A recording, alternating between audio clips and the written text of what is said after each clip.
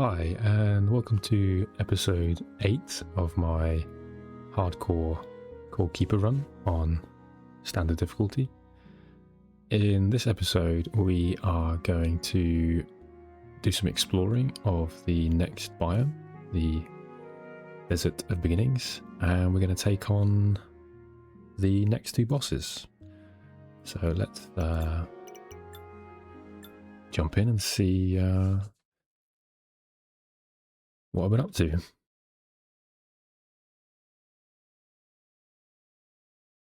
So I did a couple of things off camera to prepare for this episode.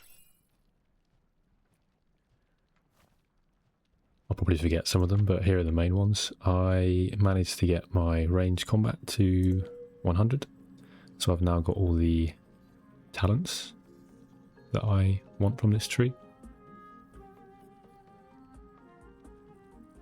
I managed to explore and pick up all the things I needed to craft the legendary Phantom Spark bow. It is a pretty strong weapon, however, it has a really annoying sound effect. Or it has a sound effect that I find really annoying. And therefore I'm going to keep it as a backup in case I break my main weapon, which is the leveled up iron bow. Yeah, the noise of this is not something that I want to use. So if you're wondering why are you keeping the legendary bow in your inventory and using the iron bow, that's why. I got my cooking to 100, and I've been able to make some of the epic versions of the recipes that I've made before.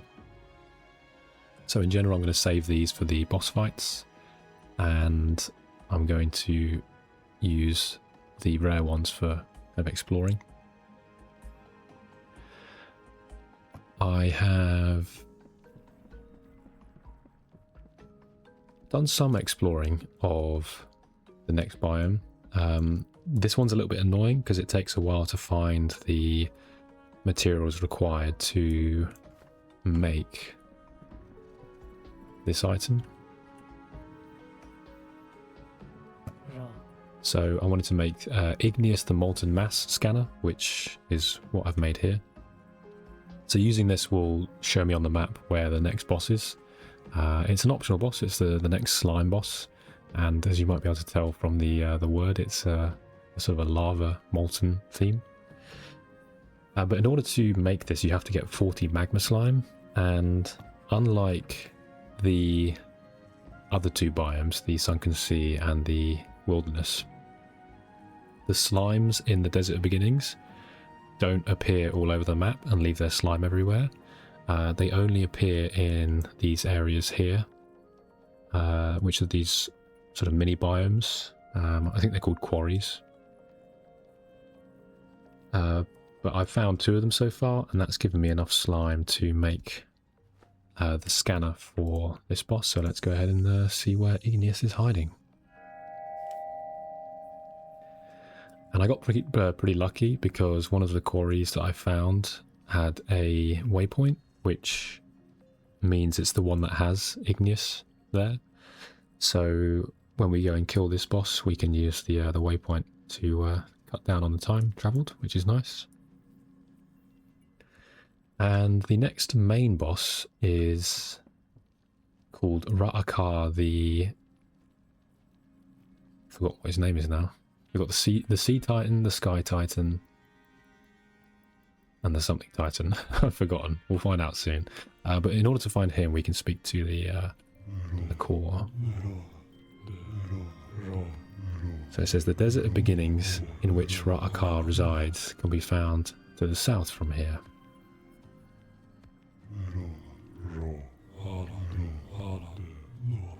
Actually, I think he's called the Sand Titan. Ra-akar slumbers deep in the sands and only emerges when disturbed by intruders.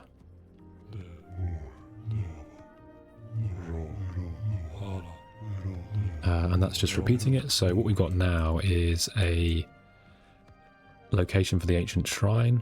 So if we head there, that will tell us how to summon him. and it will let us scan for him as well. So that's what we're going to go and do now. But first, we are going to get our gear ready to fight Igneous, the molten mass. And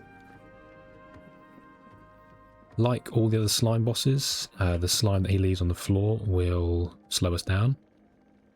So we're going to take a yellow blister fillet, which means that we're immune to being slowed for 30 minutes. We're going to take a guardian potion. And I've also found some of the fish in the lava. So I'll show you my... I'll eventually add it to my fishing kind of section here in the base. But at the moment I've just got I filled in one of the gardening holes with lava, and I've been doing some fishing there. I also spent a little bit of time fishing up the core iris, which has a 0.5% chance of being fished up when you fish up a valuable item. So, or sorry, a non-fishing item. So it works to be about 0.25 in total.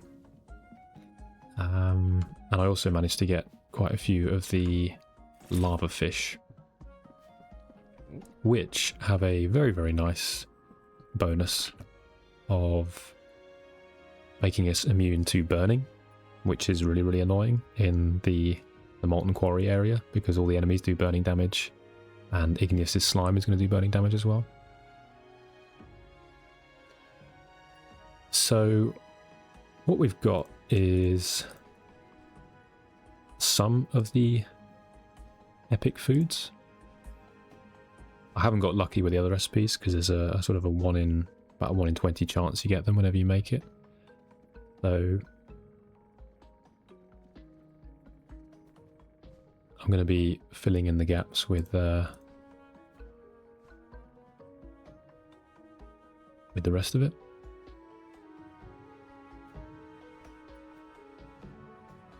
So I think that's everything. Quite a lot of food to eat. We've got our stone skin potions, we've got our archery potions, and we've got our immune to slime potions. So we are ready to go.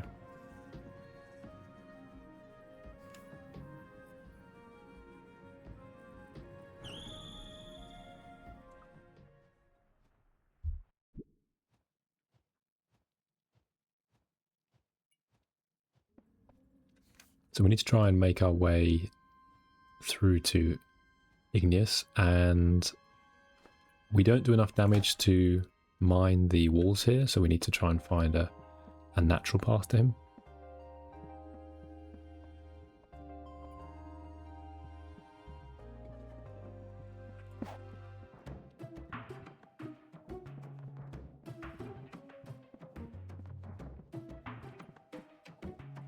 So these are the slimes that dropped their molten slime. And these enemies are ranged, and they fling fireballs at you, and fireball itself doesn't do a massive amount of damage, but it also applies a burning damage over time effect, which can be pretty nasty. So I can feel and see the screen shaking, which is always a good sign when trying to find the slime bosses. And gear-wise, I'm using an upgraded ranger set because the bonuses are super nice. The set bonus is great for exploring the world because we can hit multiple targets, and the bonuses on the gear itself are really nice for single target.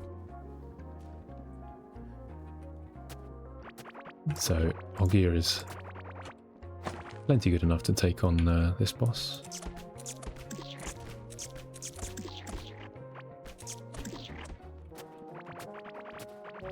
So if I touch this slime at the moment, I get burned. In fact, I'll show you, just for science sake. If I touch it, there you go, 40 burn damage every other second. So it definitely adds up. So when we fight the boss, we're going to make sure we eat the food that makes us immune to that.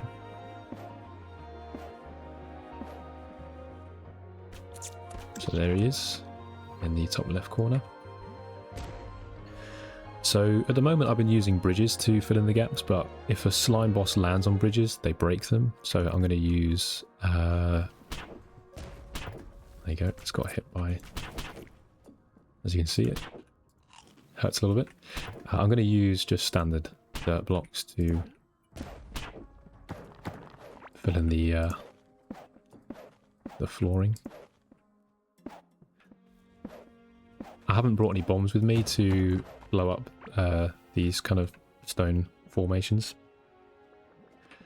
So it just means that when we fight him, I'm going to have to run around them, but that should be okay.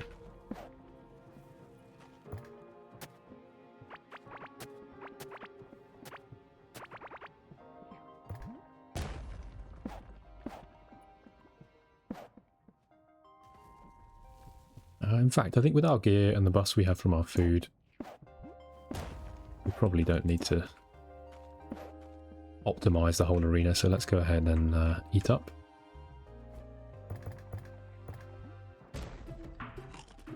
Make sure I eat the potion last. Or drink the potion, not eat the potion. As you can see, we've got a lot of buffs now.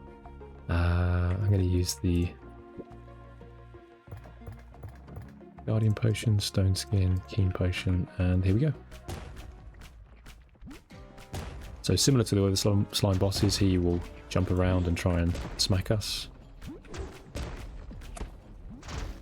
And I can actually use him to break the ground formations. But there's his first ability. He summons additional enemies, which is why the ranger set is quite nice.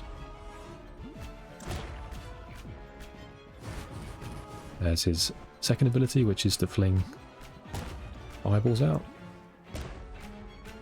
And they will hurt quite a bit, but they won't give us the damage over time effect. You see we got hit there. Just going to tidy up some of the enemies around.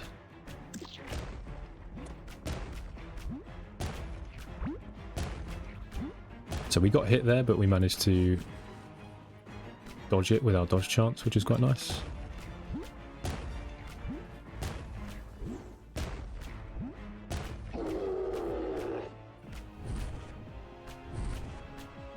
So if those things reach him, they heal him. We've got to try and kill those.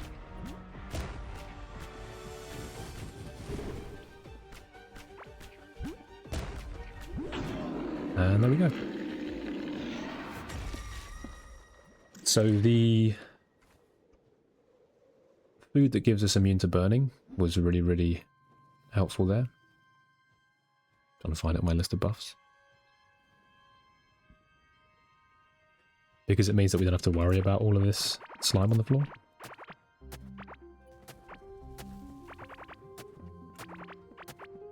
Yeah, so you can see the bridges got destroyed when he landed on them. So this is useful for crafting, so I'm going to just pick it all up. And as with all the other slime bosses, he has a summoning circle, so if we buy the summoning item from the vendor, we can come back and kill him as many times as we like. And the chest got destroyed, so we pick everything up. So we got the chest from the boss, we got the figurine, we got the Scorching Aegis, which is a shield, and every time we block, we deal fire damage to people around us, so we're not going to use that. And we got Magma Shin armor, which gives us quite a bit of health and armor, and gives us you can do a burning build, which can be quite strong, but we're not going to be focusing on that. So there are a couple of items I want to get from him, so I will come back and farm him again, probably off camera during the week.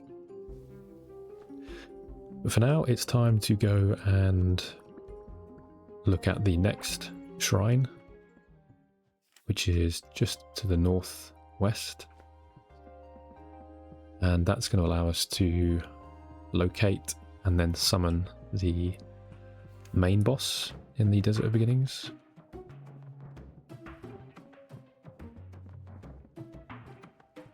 I do like the Molten Quarry area in this game, but the overall area, the Desert Beginnings, is one of my least favourite.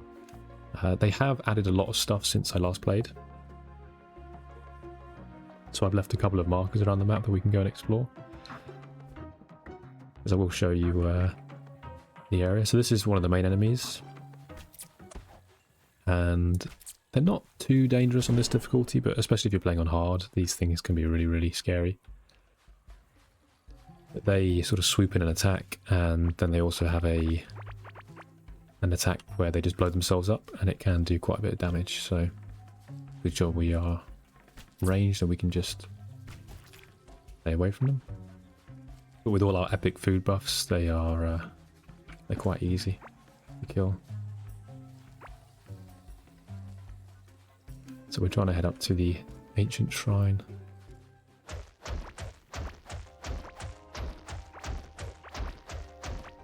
If you are interested in crafting the legendary bow, it is located, or all the items are located in the Sunken Sea here. You have to explore the large metropolises. Metropoli? Metropolises, I think sounds correct. Who knows? But yeah, you make your way to the kind of throne room, and then you can pick up the items that you need to craft it. But it's a fairly long list. I think there's six or so items that need to be collected.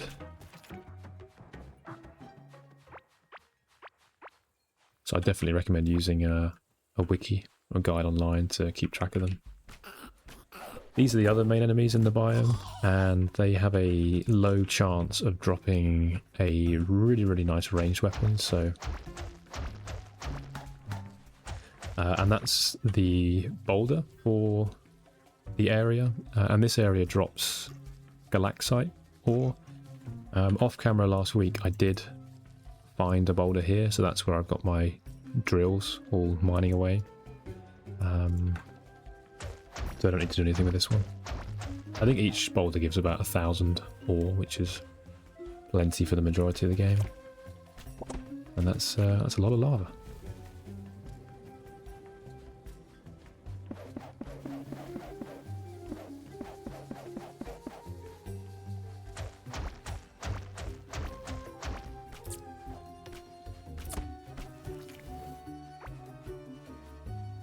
Yes, this is the galaxite that's found throughout. We've got plenty.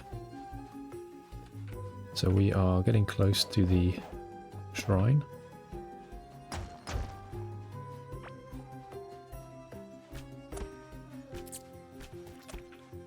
So because we hit 100 range, we don't need to go out of our way to farm loads of enemies to try and improve our range skill, but we still need to improve our vitality, which we get from defeating enemies. So every time you kill an enemy, you get a little bit of XP for vitality, so it's still helpful to kill everything we see along the way.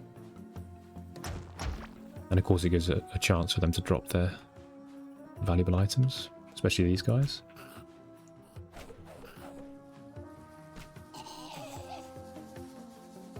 I can't remember what the drop chance is for the dagger, but it's quite low. So here's our next waypoint for the Sand Titan boss, and here is what we need to find him. So we've got one Scarab wing cover here. Luckily I've got quite a few in my base because I explored a bit before, so we can make this. And then the Thumper kind of reminds me of the sand sort of slamming object in the Dune world, where it's like a big sort of heavy weight that smacks or bumps into the ground. And so we need to get all of those things. So fiber, planks, scarlet bars, galaxite, mechanical parts, and ancient gemstones. So let's head home and pick those things up.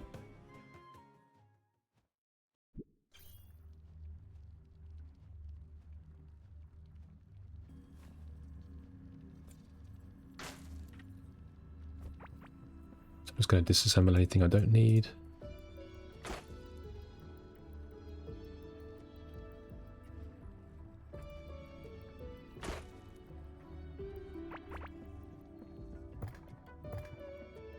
I started putting down all my figurines just in my base. So each mob has a small chance of dropping the figurine for itself. And yeah, I just think it's a nice little collection of all the mobs we've... I almost said faced over the years, but it hasn't been that long. Let's drop down...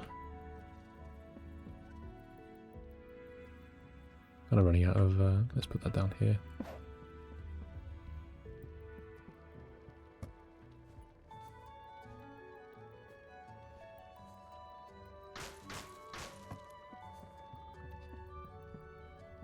So here is where I've got my next tier of furnaces, smelting the glaxite. And I'm going to just top up that. I've made the glaxite workbench, which allowed me to make the glaxite anvil. I did make the glaxite chakram, which is a really strong ranged weapon, but I don't like it for hardcore. It creates loads and loads of bouncing projectiles, which for me, I find they clutter the screen too much. But it is really, really strong if you want to use it. And it has a nice stat bonus as well, 39% critical hit damage. But I much prefer the kind of finesse and accuracy of the iron bow leveled up with the ranger set. If I go down here, the next upgrade we need is solarite bars, which come in the next area, so we can't quite upgrade that yet. Just gonna repair all my stuff. I can't remember if I had this last time, but I eventually got lucky with my mold enemy farm, and I got the necklace I want. So this gives us 29.4% ranged physical range damage, and I upgraded it to level 14. And I upgraded my other rings to level 14, so our gear is pretty strong. And because we killed Omeroth the Sea Titan, we have a 3% chance on ranged hit to spawn a tornado. So that's going to be really useful for the next boss as well. So I'm now trying to remember what we needed for the boss. I'm just going to take everything. So we got mechanical parts, gemstones. I think we needed scarlet bars as well. Fiber as well, I think we needed. And planks. I'm sure there was something else, but... oh, this scarab covers, actually. There we go. So we've got plenty of scarab covers. So let's head back to the waypoint.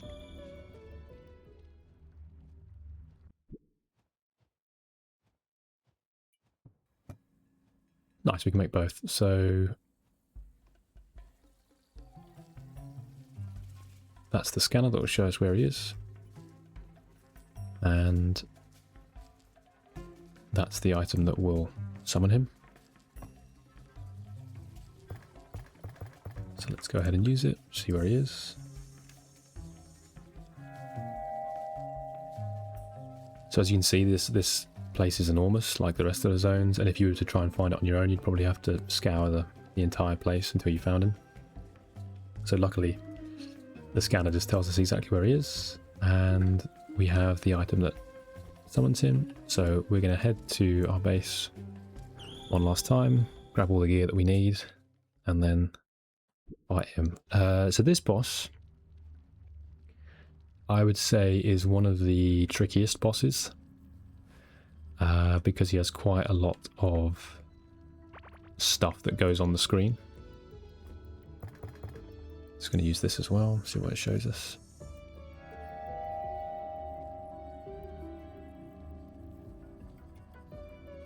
Okay, it shows us the, I think this is the like ancient temple, which we can go and explore as well. So there's no slime for this fight, so we don't need that. We are going to use Guardian Elixir for reduced damage. And we're going to use 1, 2, 3.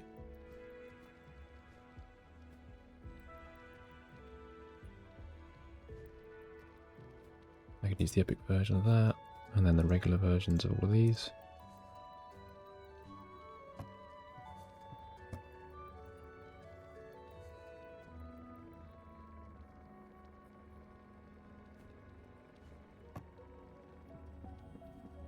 So the weapon we're going to use is the iron bow with the ranger set, because he does spawn a bunch of enemies during the fight that we need to clear out quickly.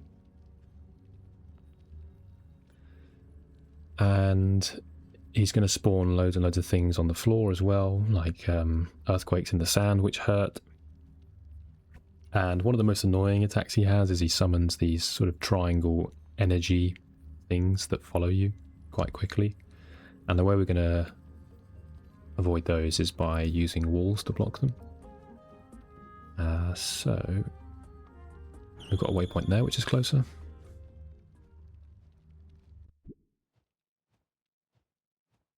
So before I use all my buff foods, I'm going to set up the arena, which is going to really help us out.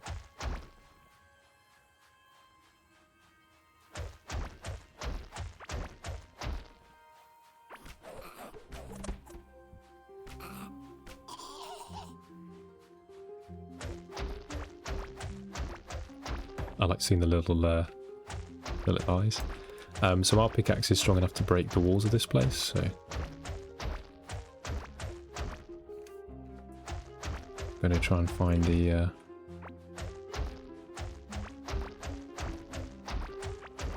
want to try and find the entrance, because that will give us the teleporter. It'll make it easier to come back.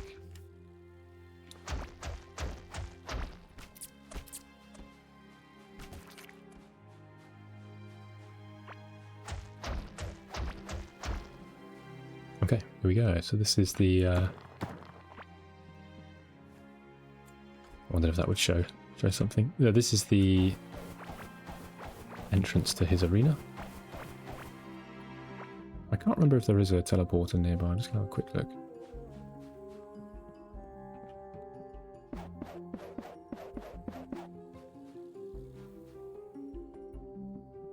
Not sure. So we're going to clean up anything that will get in the way of us running around.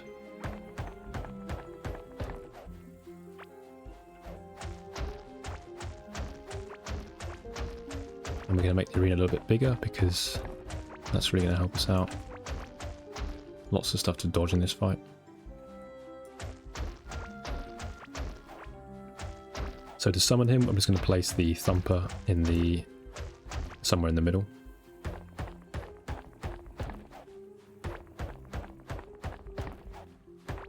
Before I do that, I'm going to make a specific layout, which is going to help us dodge the projectiles that he spawns.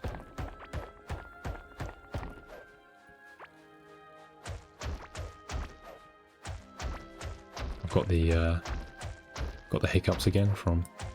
I'm apprehensive about this boss fight. Of all the boss fights with the possibility of going badly, it's this is the one I think is the most difficult of the earlier bosses. I'm aware I said the same thing about Malagaz, and then we killed him really easily, so we'll see how this one goes.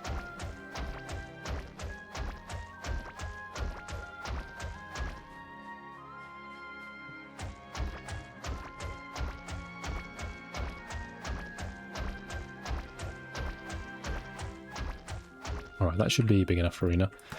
The first thing I'm going to do is seal off the entrance so none of these extra enemies can make their way in during the fight. And then what I'm going to do is I'm going to build little barricades like this around the arena, because when he spawns the magic projectiles that follow us, if we can kind of hide behind these things, then it will protect us. There's no, I think, specific best size or place for these. It's just kind of, hopefully when you see them, it all makes sense.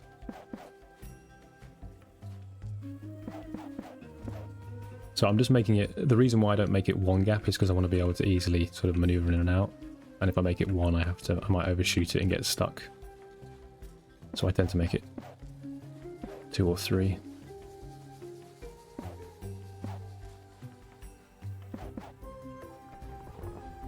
That's a random event that can happen, and it spawns.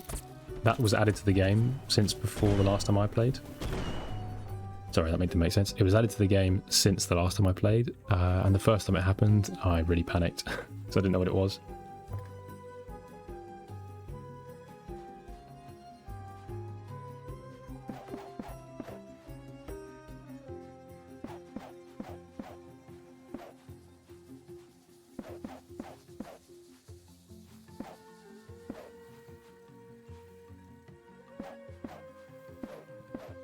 Alright, they don't line up, which might bother some of you, but that should give us enough room to fight him.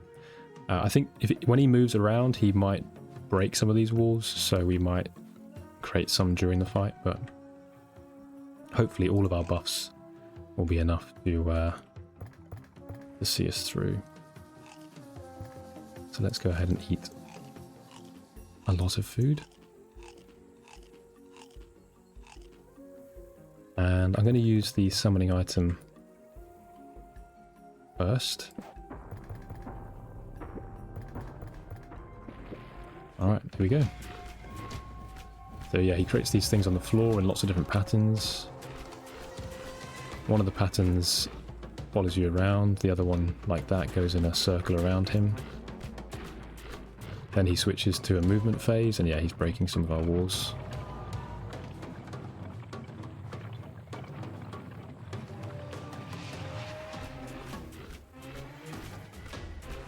And there we go, these are the magic projectiles, and they get faster and faster, so we're just going to duck behind here. And the reason this fight can get quite tricky is if you are hiding from the projectiles and you get trapped in a place because of the earthquakes, you can get hit for quite a lot of damage.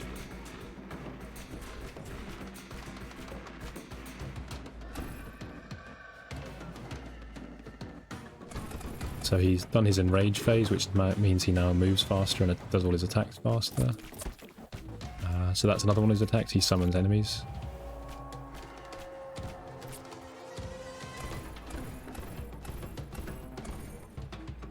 So that pattern, he kind of makes the earthquakes in a ring that move towards him. And he has the opposite as well, where he makes them close to him and then they move outwards. This one, so it goes in a circle.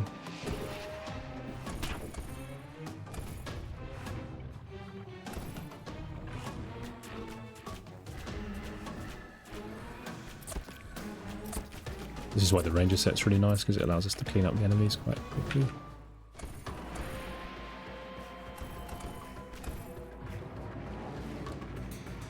So I would say high movement speed is really important for this fight.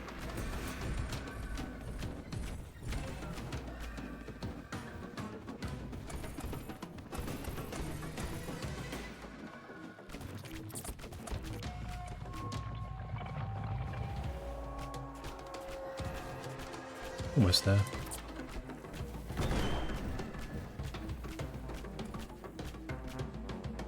Alright, we got him. A couple of crits towards the end. Nice. So we're going to absorb his soul, and unfortunately for us, this is a magic chance-based thing, so it has a plus 5% chance on... No, I'm wrong. For some reason I thought that's melee. That's ranged. Oh, there we go. Even better. They might have changed that, not sure. So plus 5% chance on melee or ranged hit to spawn an ancient projectile that follows the hit target and deals impact on damage. Or deals damage on impact. So this is... It looks identical to the things that he summons, the little triangle energy things. That's nice, will give us some more damage. He does drop quite a nice bit of gear, so we will fight him multiple times. Let's pick his chest up.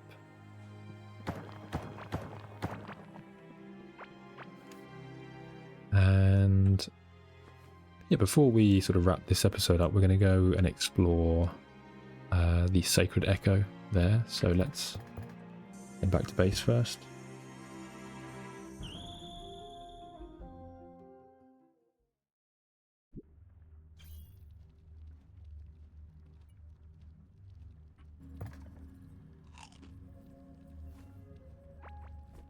So I'm going to deposit all my stuff. Let's use the Fateful one to see where it shows us. Oh, we've got something there as well.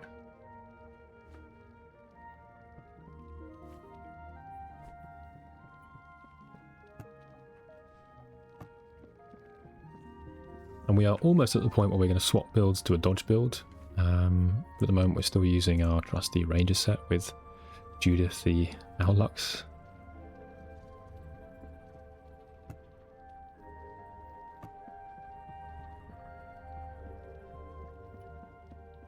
And for this one I'm just going to use the... I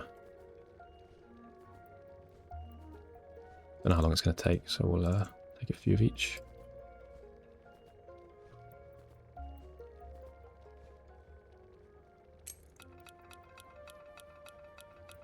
Stop me putting them back where they are. So let's go and find what those waypoints are.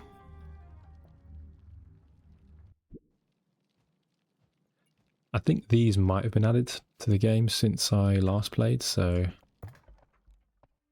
I'm not sure what we're going to encounter.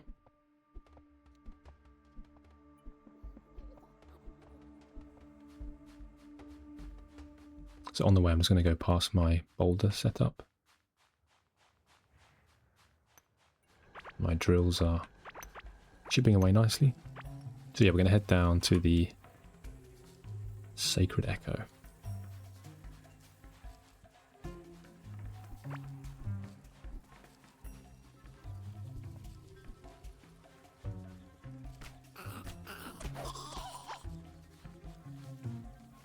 There we go, we got the item.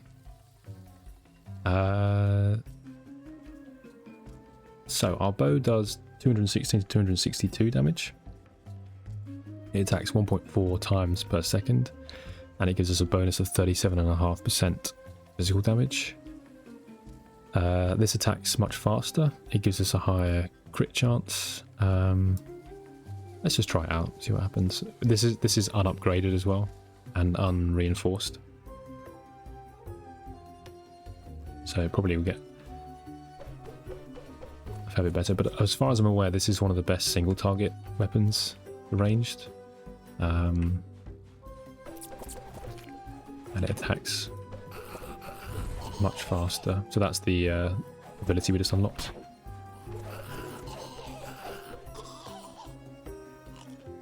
So I remember saying, this is probably on stream actually, so not the Let's Plays, but I remember saying that in Core Keeper, faster weapons tend to be better than slower weapons because lots of the proc chances are percentage based. So the more times you attack, the more likely you are to trigger the bonuses.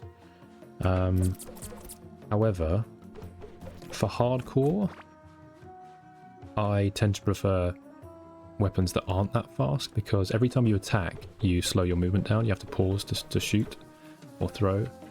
And so if you've got a really, really fast weapon, it means in order to do your damage, you're going to have to be slowing down a lot. Whereas in hardcore, I think it's really, really important to be able to be mobile. So I actually find the reverse is true. I like weapons that attack quite slowly and do lots of damage per hit, because it means I can focus on dodging and avoiding things, and I don't have to move as much for my attacks. Okay, so this is the new area.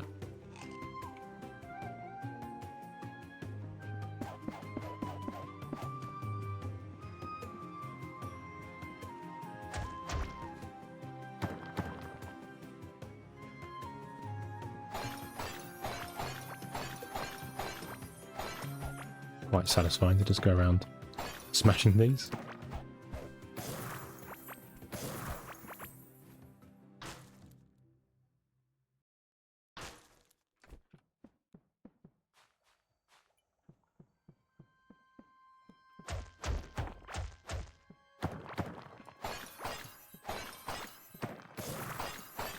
as far as I'm aware, there's no boss enemy in this area, but there might be some new enemies that we haven't fought yet. Or maybe it's just a...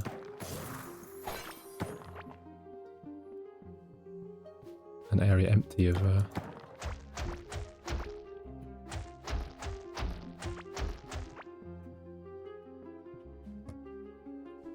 a desert diamond.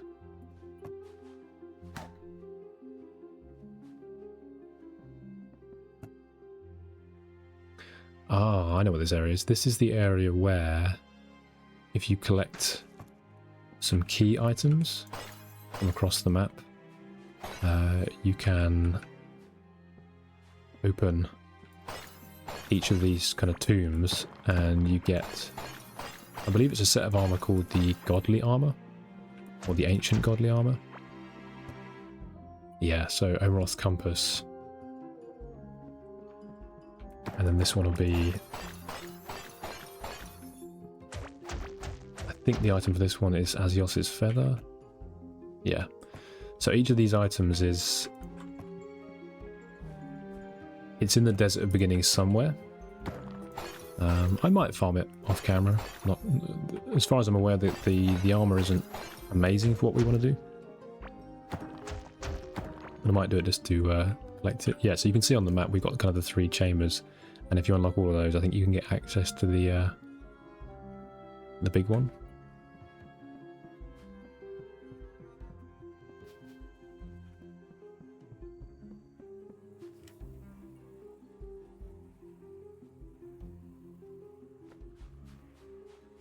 So I think I'm going to leave it there for today. We have done a little bit of exploring of the desert biomes. I've shown you some of the enemies that are here. There's a lot of empty space in this one, and I've shown you the kind of molten quarry area with our first boss, which was Igneous, the molten mass. We defeated him, and then we've also defeated our next main story boss, Ra-akar, the sand titan. And so in the next episode, we're going to head back to the core and speak to the court and find out where we're going next, which is going to be there's a ring that goes all the way around everything we've found so far, and it doesn't have any bosses in the area itself, but it has the next set of materials and equipment that we need, and it also allows us to summon a set of new bosses in each of the biomes that we've already explored. So we've got an additional boss in the Sunken Sea. We've got 2 additional bosses in the Sunken Sea, actually. And then we've got 1 more additional boss in each of the Wilderness and Desert of Beginnings. So off camera in between, I will probably check out this area and upgrade all my gear, keep my food topped up, all that kind of stuff. And then I'll see you next time for episode 9. Thanks so much for watching or listening in the background, and I will see you in the next one.